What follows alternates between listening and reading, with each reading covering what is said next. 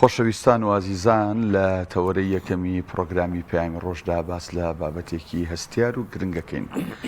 بێگومان خێزان یەکەیەکی بچووکی کۆمەڵگەیە، خێزانەکانن کۆمەڵگە پێگەێنن و هەر خێزانێکیش لەسەر کۆمەڵێک پایە وەستاوە و ڕاگیراوە کە ئەم پایانە گرنگی خۆیانیانەیە. هەر یەکێک لەم پایانەگر گرفتی بۆ دروست ببێ ئەوە باڵەخانەی خێزان گرفتی بۆ دروست دەبێت. یەکێک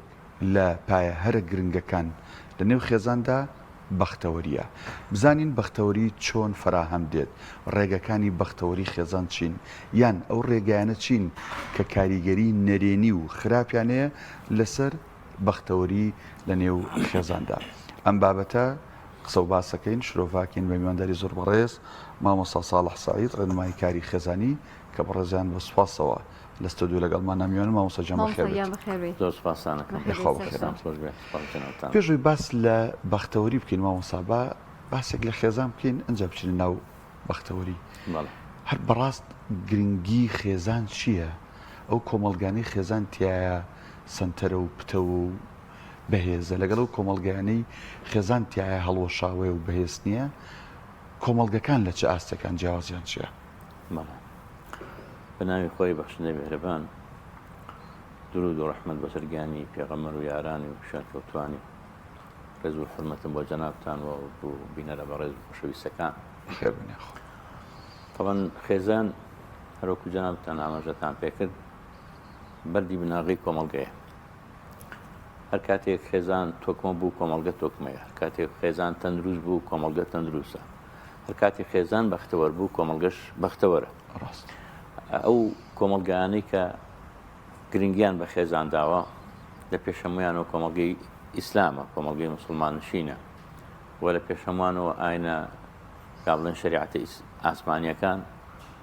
یا بڵێن ئاینی پیرۆزی ئیسلام کە ئاینی هەموو پێغەمبەران بۆ سەلامی خوایانە سەر بێ، لە هەموو فکرە و بیر و باوەڕێکی تر زیاتر گرنگی بە خێزان داوە و بە بەردی بناغی داناوە. وای داناوە هەر کاتێک کە هەر کەسێک گرنگی بە خێزان بدات واتە گرنگی بە ئیمان و بیر و باوەڕی خۆی دات، واتە گرنگی بە پەروەردەی نەوەکانی داهاتوو ئەدات، واتە گرنگی بە پێکێنانی کۆمەڵگە ئەدات. هەموو جارێ ئێمە قسەی دووباراکەینەوە کە یەکێک لە ڕۆژهەڵات ناسەکان وتوێتی ئەگەر بتەوێت کۆمەڵگەیەک لە ناوبەری حەزارەتێک کۆتایی پێبێنی لەسەر سێ تەوەرە ئیشکە. یەکەمیان لەسەر هەڵوەشاندنی خێزان ئیشکە، لەناو خێزانیشە لەسەر دایک ئیشکە، ڕۆڵی دایک بشکێنە، کەسایەتی دایک بشکێنە. لاترەوە سیستمی خوێندن، ئەویش لە کەسایەتی مامۆستا بدە. ئەمەی کە ئێستای بینیت لە کۆمەڵگەکەی ئێمە بە تایبەتی لە هەموو کۆمەڵگەیەکی دنیادا مامۆستا شکۆمەندە، مامۆستا ڕێزلێگیراوە، زۆرترین موشە بۆ مامۆستا بڕاوەتەوە. تەنانەت لە شوێنێکی وەکو یابانە، وڵاتێکی یابان، ئەوانەی ئەو قوتابیانی کاچنە قوتابخانەکانەوە لە ڕووی جەنابتان و بینەرانی بەڕێز پێڵاوەکانیان دانێ ئینجا هاتنە بۆ قوتابخانە. ئەوەندە حرەمی قوتابخانە پیرۆزە. ئەم مستەشریقاڵێ شکۆی سیستمی خوێندن بشکێنە و شکۆی مامۆستا بشکێنە. تا هەمان کاتە کەسایەتێک کۆمەڵایەتی و ئاینیەکان و زانستیەکانیش لەناو کۆمەڵگە ئەمانش بشکێنە. ئەم سێتەوەرەیە کە ئەوان ئیشی لەسەرەکەن بۆ هەڵۆشاندنی هەر کۆمەڵگەیەک، بۆ ڕووخاندنی هەر کۆمەڵگەیەک ئیش لەسەر ئەم سێتەوەرەیە ئەکرێت. ئەگەر تێبینی بکەین ئێستا چۆنەڵێ بیحەذافیریهم بە هەموو چنگ و نینۆکی خۆیانەوە کەوتونەتە وێزەی خێزان، بە هەموو شێوەیەک لە خێزانە دەن، خێزان هەڵەوەشێنن. زۆربوونی ڕێژەکانی تەلاق و جابوونەوەکان و هێنانی دەیان مسەلسەلات و زنجیرەی درامایی کە لە ساڵانی پێشینەوە هەر لە نەوەتەکانەوە بگرە هەتا ئێستاش، یعنی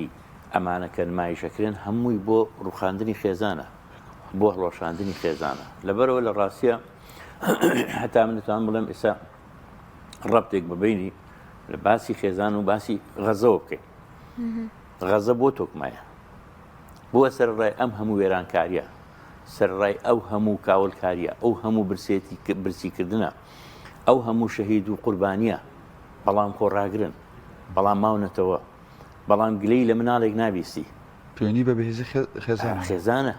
ئەوە پەروەردەی خێزانە وای کردووە. ئەو دایکانە دایکێک 8 مناڵ 9 مناڵی بەیەکەوە شەهید دەبێت. فرمێسێک لە چاوی يتخواروا والله مكوشون في غمس صلى الله عليه وسلم فرموا إن القلب لتحزن وإن العين لتدمع والله مشتاقين عالم كخافين أخوش به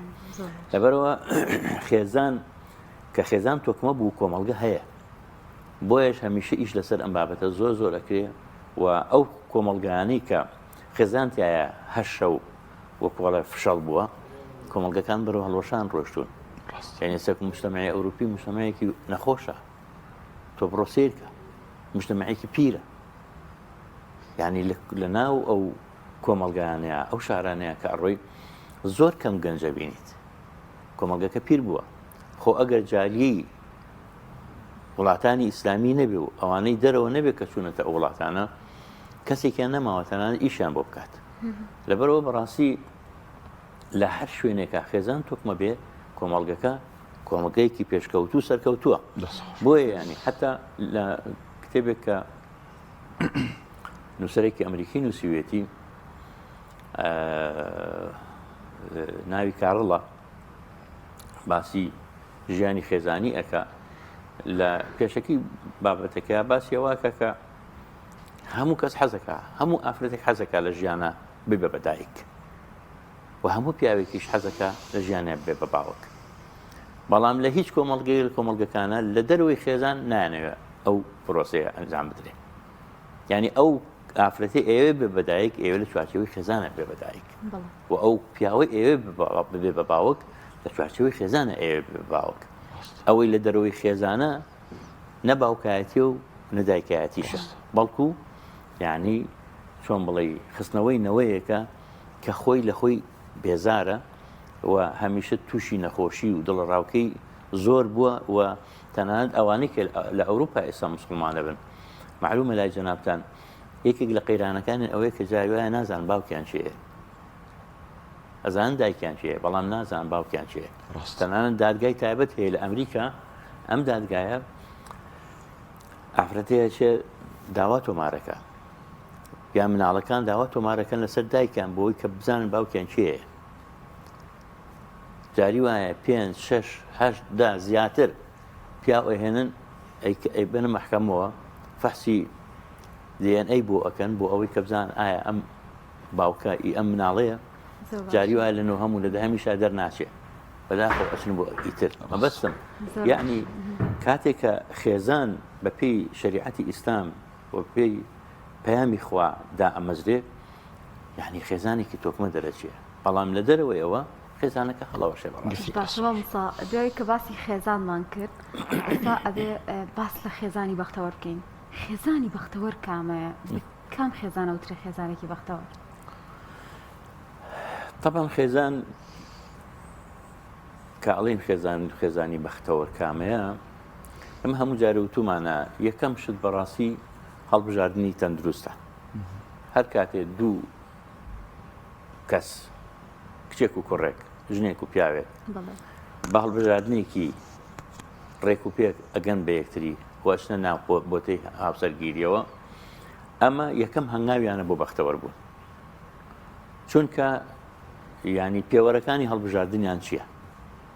ئایا جوانیە؟ ئایا دەوڵەمەندیە؟ ئایا پلەپایە و شەهادەیە؟ ئایا بنەماڵەیە؟ وەکو فەرمودەکەی پێغەمبەر صلی الله علیه و سلم ئیشارەتی پێکا کە فەرمی ئافرەت بۆ چوار شتێت یان بۆ جوانیەکەی یان بۆ سەروەت و سامانەکەی یان بۆ کەس و کار و بنەماڵەکەی یاخود بۆ دینەکەی سەروەر صلی الله علیه و سلم فەرمووی فەظفر بذات الدین تەریبە دێداک خاوەن دینەکە هەڵبژێر دەست دەچێت بە بەرەکەت و بە چۆن بەڵێوە خۆڵی ئاڵتوونە یعنی کەواتە لێرەیە بەختەوەری خێزانیا خێزانی بەختەوەر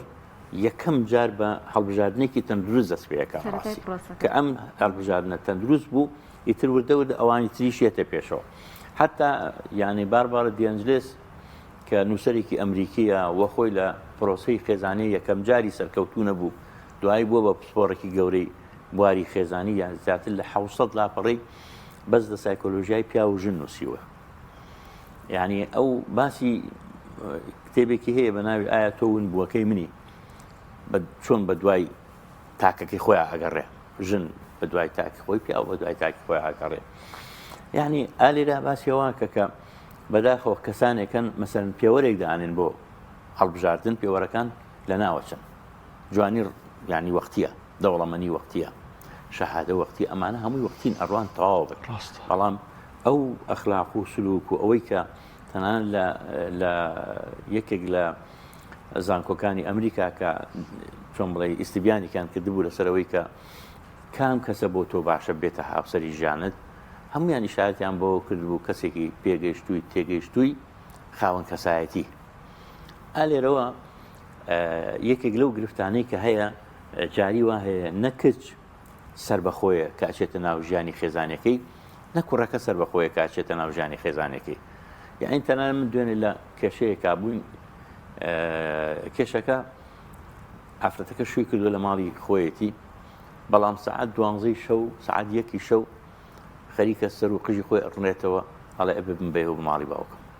سعات 1 شەو ئەمە یعنی مانای وایە ئەمە ماڵی خۆی ناوێ خێزانی خۆی ناوێ کاتێک کە کچێک ئەچێتە ناو ماڵەکەی خۆی ئەچێتە لای مێردەکەی خۆی وەکو ئەو دایکی کە ئامۆژگاری کچەکەی کرد سەرەتا و ئەوەی کە ئیمام ئەحمەد ئامۆژگاری کوڕەکەی کرد کە ئەچێتە پرۆسی هاوسەرگیریەوە یعنی بەڕاستی ئەبێ ئەم خێزانە تازە ئەبێ ئیستیقلالەتێکی خۆی هەبێ ئەبێ ئەم دوانە دڵیان بە ماڵەکەی خۆیان خۆش بێ ئەبێ هەموو شتێ نەگەڕێنەوە بە ماڵی باوکیان ئەبێ کەشەکانی ناوخۆیان نەبنەوە بۆ دەرەوەی خێزان یعنی بەڕاستی ئەم خێزانە کاتێ بەختەوەرەکە هەڵبژارنێکی تەندروستی هەبێ 4 پەیوەندی هەیە لە بینی خۆیانە ئەم 4 پەیوەندیە زۆر بە گرنگ سیریکەن یەکەم پەیوەندی ئینسانی ئەمانە دوو مرۆڤن وەلەقەد کەرڕەمنا بەنی ئادەم ئەمە کە خاڵێکی زۆر گرنگە دووهەمیان پەیوەندێکی دینی کە پێغەمبەر صلی الله علیه و سلم فەرمی لا یؤمن أحدکم حتى يحب لأخيه ما يحب لنفسه کەواتە ئەمە دوو خوشک و برای مسلمان بەیەکەوە لە ناو خێزانێکان سێهەمیشیان وەکو دوو خێزان یعنی ئەم سێ پەیوەندیە وەکو دوو خێزان دوو هاوسەر بۆ یەکتری خێرکم لأهله وأنا خێرکم لأهلی کەواتە ئەگەر ئەم سێ پەیوەندیە لە ناو خێزانە دوای ئەوەی کە ئەگەن بەیەک دوای هەڵبژاردنێکی سەرکەوتوو ئەگەر پەیوەندی ئینسانیان جوان بوو پەیوەندی مسلمانێتیان باش بوو پەیوەندی خێزانیشان باش بوو بەو پێوەڵانی کە پێغەمبەر صلی الله علیه و سلم ئاماژەی پێکا ئەم خێزانێکی بەختەوەر دەرەچێت ئیترەوە شتەکانی تر هەمووی لاوەکی ئەبن ڕاستە مامۆستا ئەمە بەختەوەریەکە بناغەکەی بوو یعنی ئەوەی کە جەنابەت باست کرد لە هەڵبژاردننی هەم کوڕێک کچێکی باش هەڵبژێرێ هەم کچێک کوڕێکی باش هەڵبژێرێ بەڵام ئەم بەختەوەریە خۆ پێویستی بە خێوکردنە پێویستی بە ئاودانە بەوەیە کە وەکو دارێک ئەبێ ئەو لە خوپۆپانی زیادە ببڕدرێن وانە چۆن ئەم بەختەوەریە بپارێزرێ لە خێزانە ئەوە زۆر گرنگە طبعاً جارێت بەختەوەری خۆی شتێکە لە ناخی ئینسانایە لە دەرەوەی نییە دەرونیە و لە ناخیشەوە هەڵەقڵێت لە دەرەوە ناهێنرێتە ناوە لەبەرەوە ئەو کەسانەی کە لە دەروی خۆیان ئەگەڕێن بە دۆ بەختەوریە تووشی هەڵا ئەبن پیاویش و ژنیش یعنی دەگمەن تۆ لە خێزانێکە ئەبینی کاتێکە کێشەیەک دروست دەبێت لە بینی ژن و پیاوێکە ژنەکە بڵێ خەتای منە پێش ئەوەی بڵێ خەتای پیاوەکەیەتی بڵێ وای لەوانەیە خەتای من بێ من باش مامەڵەم نەکردووە حتا دوێم لە خاتونێک بوو مقابلەیەکەن ئەوتی ئەگەر پیاوەکەت پێت بڵێ من لە تۆ جیابمەوە تۆ ڕازیە بیت ئەڵێ نە باشە ینی ئەی داوای جیاببوونەوەی لێ ناکێڵە ئەگەر خیانەتی لێ کردی ئەڵێ پیاو خیانە ناکە هەفتەکە ئەڵێ ئەگەر کردی ئەڵێ ئەگەر هاوسەرەکەم خیانەتیشی کرد خەتای منە خەتای ئەو نییە لە کاتێکا کە ئەم مامەڵەیە بەم شێوەیە بکرێت کەواتە تۆ پێش ئەوەی بەرامبەرەکەت متتهمکەی خۆت متتهمەکەی ئیتر لەوە مراجعەکەیتەوە لەبەرەوە گەورەترین کێشە هەتا لە ژیانی لە تەنمی بەشەریە و لە بەختەوەریە ئەوەیە کە شتێکێ ئەندێک کەس پێیانەوە ئیسقاطات یعنی شت فڕێدان بۆ غەیری خۆی لە کوردەواری ئەڵێ گوناه خڕە لە بەردەمی کەس ناوەستێ هەر ئەو پاڵی پیوانی بۆ ئیترەوەی پاڵ پیوانی بۆ ئیتر یعنی ئەمە وایە ینی لەبەرەوە بەس بەڵام کاتێکە ئێمە گەیشتین ئەو قەناعەتەی کە من یەکەم جار محاسبەی خۆم کەم جا محاسبەی هاوسەرەکەم کەم ئەویش بە هەمان شێوە هەتا عارف و خواناسەکان وەختی خۆی کاتێکە تەنانەت دوو لە ڕووی جەنابتان و بینەرانی بەڕێز کە گوێ درێژەکەی نەڕۆیشتۆ بە ڕێگا توتی بەخوا خەتای ئەو نییە خەتای منە دابزیەوە دەزوێن شۆری دوڕکان وێژی کردووە تەوبەی کردووە سیرێکی وەکو بەرەق دەرەچێت پیاوی ڕۆشت و تۆ ماڵۆژنەکەی بۆڵاکە ئەڵێ بەخوا خەتای من خەتای ئەو نییە خەتای منە تەواکەکەڕە سێرەکەی وەزاکە چاکە بێت ئەگەر ئەم معیارە لەناو ژیانی خێزانیە کاری پێ بکرێت و یەکەم شت ئینسان لە پێش ئەوەی محاسبە بەرامبەرە بکات محاسبەی خۆی بکە ئەمە زۆر گرنگە یعنی لە مەسائلی ژیانی خێزانیە حیوار زۆر گرنگە حب کە لە عەرەبیە بە دوو پیت دەست پێ ئەەکەم حاء و با ئەڵێن الحوار البناء پەیوینی بنیادنەر لە بینی ژن و مێردە ژیانی خێزانی تۆکمە ئەکات خوای گەورە سێ کاتی داناوە بۆ بینی ژن و مێرد کە ئەبێت هیچ کەسێک لە بینیانە نەبێت ئەمە باسەکە باسی ئەم حیوارەیە باسەکە باسی ئەو ژوانەیە کە پێویستە ژن و پیاو بەیەکەوە بن من قبل صلاة الفجر بيش نجي باني وحين تضعون ثيابكم من الظهيرة ومن بعد صلاة العشاء 3 عورات لكم خواهي قول بحورات نايو بدوا بو أويك زورترين كاج نمير بيك وبن كيسا بداخل يعني سوشيال ميديا وايك دول سرجي كاج نمير بيك ونيا هريكي مباريك بدا سوي كاتي أزان خويان لك وتوب يعني سعدنا ودو يانزا خبر يعني بيتوا لبروا يعني پەروەردەکردنی ئەو بەختەوەریە بەوە ئەبێ کەم جار وەکو عەزم کردن ئینسان لە خۆیەوە دەست پێ بکە و ئەم بەختەوەری لە ناخی ئینسانەکانە لە دەرەوە نییە یعنی ناکرێ ئینسان لە ماڵەوە کلیلێکی ون کردبێ بڕوان لە شوێنێک وەکو ئەم ستۆدیۆ ڕووناکە بڵێ وەڵام من لێرایی دۆزمەوە لەبەروی ئێرە ڕووناکە مەفروزە بگەڕێ لە شوێنێکا کە ونی کردووی تۆزێتەوە لەبەرەوە بەختەوەری لە ناو ناخی ئینسانەکانایە حتا ڕۆژێکیان پیاوێک بە ژنەکەی ئەڵێ وەڵایی مەحرومە دەکەم لە بەختەوەری ژنەکەش ئەڵێ ڕاست دەکەیت ئەگەر بەختەوەری لە خشت و زێر و زیوا بێت تو ئەتوانی مەحرومم بکەیت ئەگەر لە پارە و پول و سەرۆت و سامان هەر ئەتوانی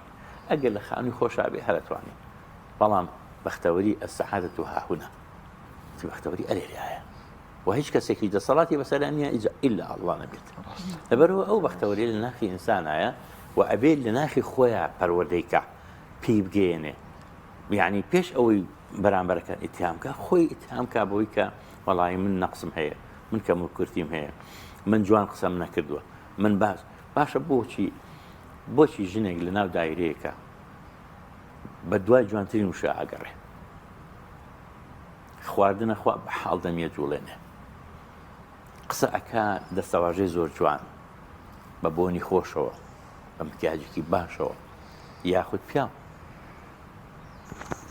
کە ئەچێتە دایرەکە دایمەن بەڕێک و پێکی هەمیشە قسەی خۆش لەگەڵ یەکتریاکە بیستوتە دوو مۆزەف ژنێک و پیاوێک لە دایرەیەکە هەڵشاخێن بەخۆی یەکتریا هەمیشە بە دوای جوانترین دەسەواژە ئاگەڕان لەگەڵێکا مامەڵە بکەن دەی بە ئەم دەسەواژەیە بین بۆ ماڵەوە با پیا بیبا بۆ ماڵەوە با ژنیش بیبا بۆ ماڵەوە ئەنجا بزانە خێزان بەختەوەر ئەبیانە یعنی لەبەرەوە ینی بەختەوەری خۆشەویستی ئەمانە بەڕاستی ئەبێ پەروەردەی کەیت ئەنجا شتەکەش دوولایەنە یەکلایەن نییە یعنی قسەیەک هەیە ئەڵێ چوو بڵێ سەرما و من بڵێم گەرما بەردێ بێنە بێ بە سەرما یعنی ناکرێ یەکێکیان بە ئاڕاستی ڕاست بڕوا ئەویتیان بە ئاڕاستی شەپ بڕوا وانە مەفرۆزە هەردووکیان متەوازی هاوشان لەگەڵ یەکتریا بڕۆن یعنی ئەگەر تۆ تای تەرازوێک بێنی لە سەر چەقی ئەوەکە دای بنەی ژن لەم سەر بێ و پیاویش لەم سەر بێ ئەگەر هەر کامیان یەک هەنگاو بنێ لە نەسارە بێ وەنیە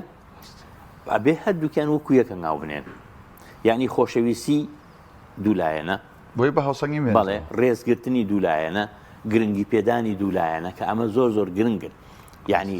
بەختەوەری و خۆشەویستی ناو خێزان بەوە بەردەوامە بێ کە ئەم دوانە هەردووکیان خۆشەویستی دوولایەنیان هەبێ بۆ یەکتری هەردووکیان گرنگی پێدانی دوولایەنیان هەبێ بۆ یەکتری و هەردووکیان چۆن بڵێ ڕێزگرتنی دوولایەنیان هەبێ بۆ یەکتری کە ئەمە گەورەترین یعنی هۆکارن بۆ بەختەوەرکردنی خێزان و بۆ بەردەوامبوونی بەختەوەری لە خێزانە بەم ساڵایمە کاتمان نەما لە کۆتاییە گەر پەیامەکەت هەبێ بۆ هاوسەران بۆ خێزانەکان بۆی کە زۆر جار پێمان وایە نەبوونی پێشەی ترەمە بەختەوەریە لە کاتێکدا ڕەنگەی هەموو کەسێ بە کۆمەڵک ئاڵنگاریە بڕۆ. وڵی من لێرەوە ئەمێ ئەوە بڵێم کە